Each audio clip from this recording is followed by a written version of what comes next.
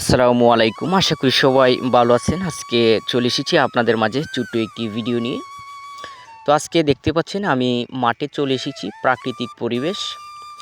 তো আজকে এদিকে এসেছি এটার কারণ হচ্ছে আপনার আমাদের একটি জমি আছে, অল্প কিছু জমি চাষ করেছিলাম, এটা দেখার জন্য এসেছি।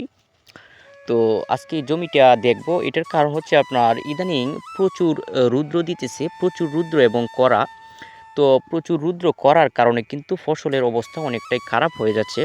অনেকে বলতেছে যে আপনার অনেক দিন ধরে কিন্তু বৃষ্টি হইতেছে না, বৃষ্টি না হওয়ার কারণেই কিন্তু এই অবস্থাটা হইতেছে।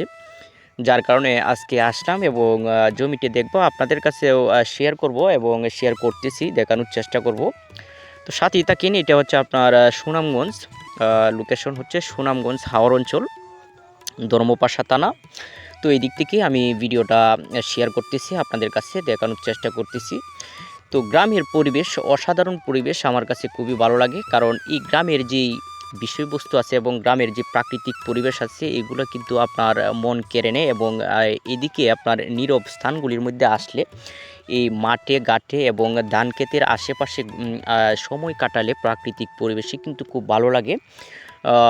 আপনাদের ভালো লাগে কিনা এটা আমি জানি না, কিন্তু আমার খুবই ভালো লাগে এই পরিবেশগুলা, কারণ এদিকে নিস্তব্ধ, একদম নিস্তব্ধ, চারিদিকে কেউ নাই, নীরব থাকে। যার কারণে এদিকে আপনার সময় কাটাতে খুবই ভালো লাগে, ভাবতে ভালো লাগে। এই প্রাকৃতিক পরিবেশ কিন্তু দেখতেও অনেকটা সুন্দর, কারণ এদিকে যে রাস্তাগুলা ধান ক্ষেতের যে আইল আছে, যেটাকে বলে আইল, এগুলোও কিন্তু অনেক সুন্দর। আপনার যে সাদা মাটি দেখতে পাচ্ছেন, এই যে অল্প সাদা মাটি এবং চারদিকে সবুজ ঘেরা, অনেকটা সুন্দর। তো এই দিক দিয়ে যে আইলটা আছে দেখতে পাচ্ছেন, এই আইলের ভিতর দিয়ে কিন্তু আমাদের যাইতে হবে, যাইতে হবে, আমি ক্ষেতের দিকে যাব। সাথে থাকেন, ভিডিওটি স্কিপ করবেন না। আর আমার এই চ্যানেলে কিন্তু আমার যে লেখা গানগুলো আছে এগুলো কিন্তু আমি প্রকাশ করে থাকি, এবং আমি জীবনের বাস্তব যে বিষয়গুলো এগুলো আমি ভিডিওর মাধ্যমে আপনাদের মাঝে প্রকাশ করার চেষ্টা করি। তো ভিডিওগুলি ভালো লাগলে অবশ্যই চ্যানেলটাকে আপনারা সাবস্ক্রাইব করে দিবেন, আর অবশ্যই একটি লাইক করবেন। লাইক করলে মোটিভেট হই, ভিডিও বানানোর আগ্রহ বাড়ে।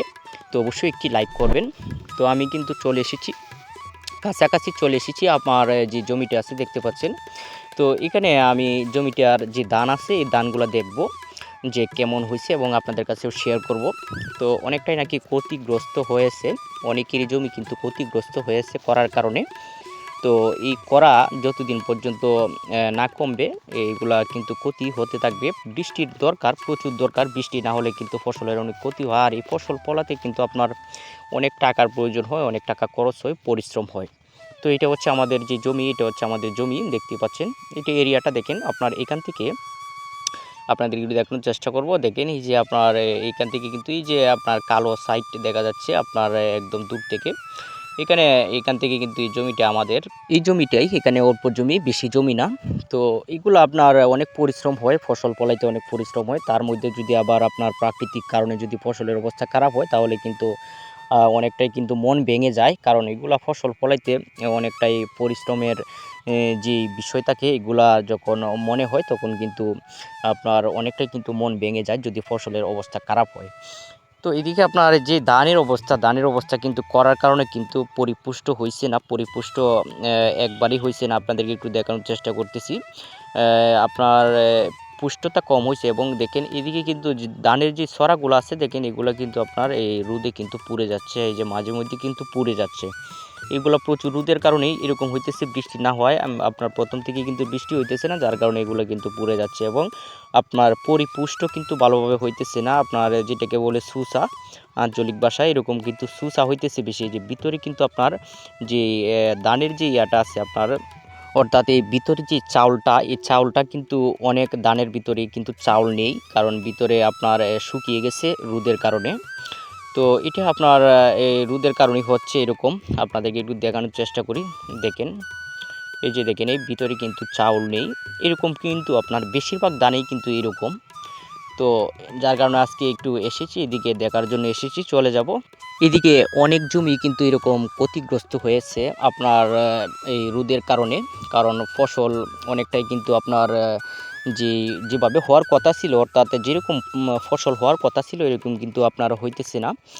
আপনার অনেকটাই ঘাটতি হবে। এই কৃষক যারা আছে, আমরা যারা আছি, এগুলা ফসল অনেক কষ্ট করে ফলিয়েছিলাম, যার কারণে আপনার যে যেরকম পাওয়ার কথা এরকম কিন্তু আপনার প্রাপ্য যে পাওনাটা এটা কিন্তু পাইতেছি না। এটা করার কিছু নাই, কারণ এটা আপনার প্রাকৃতিক কারণে কিন্তু এই বিষয়গুলো হয়ে থাকে। এটা মানুষের কোনো হাত নেই এই বিষয়গুলোর মধ্যে। তো যাই হোক, আপনাদেরকে আমি একটু দেখানোর চেষ্টা করেছি এই বিষয়গুলো, এবং আশা করি আপনার সাথেই থাকবেন যারা গান শুনতে ভালোবাসেন। আমার এই চ্যানেলটা কিন্তু বেশিরভাগই কিন্তু গানগুলো আপলোড করা হয়, এবং আমার যে বাস্তব বিষয়গুলো এগুলো আপনাদের মাঝে প্রকাশ করার চেষ্টা করি। তো আমি বাড়ির দিকে চলে যাব, ভিডিওটা প্রায় শেষ পর্যায়ে নিয়ে চলে এসেছি। আপনারা যারা এতক্ষণ আমার সঙ্গে রয়েছেন, ভিডিওটি যারা কন্টিনিউ করেছেন এবং ফুল ভিডিওটি যারা দেখেছেন, আপনাদেরকে আমার অন্তরস্থল থেকে অবশ্যই অসংখ্য ধন্যবাদ, এবং অন্তরস্থল থেকে রইল ভালোবাসা।